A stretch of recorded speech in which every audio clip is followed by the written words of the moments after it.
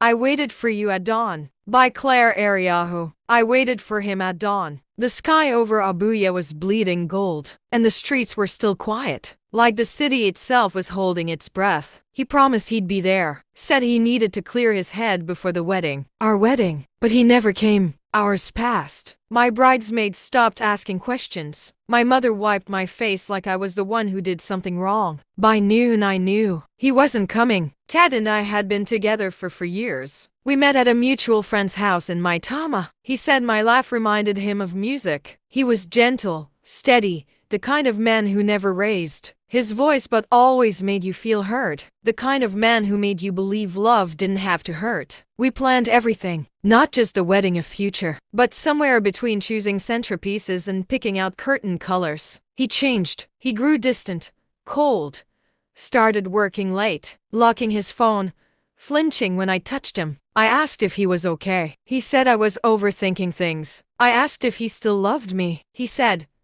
"Why would you ask that?" I knew something was wrong. I just didn't expect it to be another woman. Unfortunately, I found out 2 days after the wedding that never happened. He had flown to Ghana with her, the girl he'd been mentoring. They were spotted at a beach resort in Accra, drinking champagne and laughing like I never existed. I didn't scream, didn't send messages or call his mother. I just sat by my balcony and wept until I couldn't feel my jaw anymore. 6 months later, Ted showed up at my office. I was handling a divorce case. Fitting, isn't it? He looked thinner, sadder, like someone who had finally looked in the mirror and didn't like what stared back. "BC," he began, voice shaky. I was scared. I was stupid. I hurt the only person who truly loved me. I looked at him, and for a second, the part of me that remembered his warm hugs and quiet kisses wanted to soften. But then I remembered the silence, the shame, the empty wedding hall, the unanswered texts, the lies. I took a breath. "I forgive you," I said. His face lit up.